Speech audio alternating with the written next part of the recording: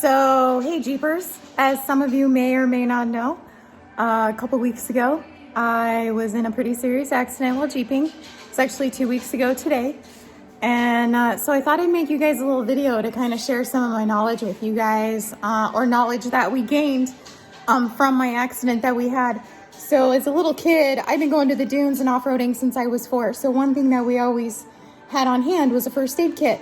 And since I didn't think like anything would ever really happen, I bought this little first aid kit here from Walmart. It was really inexpensive, but it had a lot of what we needed when I gouged my eye out. So it really came in handy.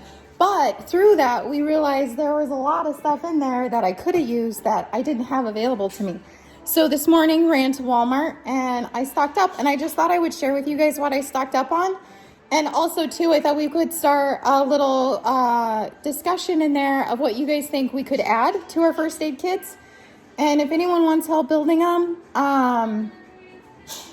I grew up with some EMTs and some police officers and whatnot, and kind of got some input from them as well, and things that we just always kept in our first aid kit growing up.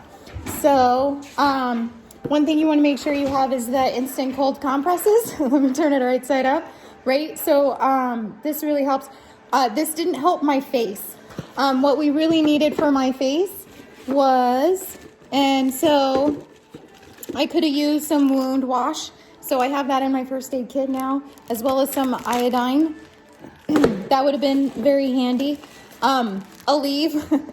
So my first aid kit came with aspirin, non-aspirin, stuff like that, but there wasn't anything really for swelling and for pain. So Naproxen Sodium is what they give you when you go to the ER, and that is what Aleve is. Obviously it's a smaller dose, but so I packed that in there. And also you'll notice that everything is in Ziploc bags, because for those of you who off-road here, you know everything gets covered in dust, so you want to make sure you keep it sterile. So, and also for the dunes, I get sand in places I didn't even know I could get sand in, so Ziploc bags are a must.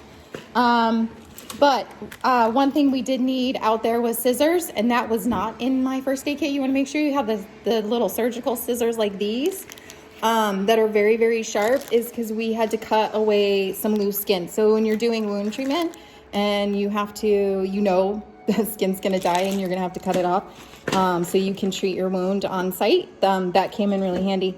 I don't have in here a lighter, but you always want to have like matches or a lighter or something, so in case you need to start a fire. Also, I put a ton of the rolled gauze in here. I only had one in my first aid kit, so now I have a bunch more. And then just all kinds of different size gauze pads. And one thing I only had one of in my first aid kit was a really big, thick gauze pad, kind of like a Kotex. And so I talked to some friends of the family that are EMTs and cops, and they said just put tampons and pads in your first aid kit and don't spend your money on those really expensive, really big gauze pads, because that's what it is. And as long as you keep them sterile, they're good for wound care. So I got that in there. Obviously a ton of Bandaids. And then, you know, just some different things. And one thing I noticed in first aid kits, they're the tiny, tiny alcohol pads. And my wounds were really big on my face, and it took almost all of those. So what I did is I bought some alcohol wipes and for my kit. If you guys want to know what specifically I put in my kit, you guys can reach out to me, or if you guys think of anything you want. Also, what I did is I made my own. So I found a really huge, here, I'll show you guys a picture of it. This really huge, I was going to use a tackle box, but I found this in my garage. It actually made it through the fire. So that's what I'm using. Excuse Zeus there.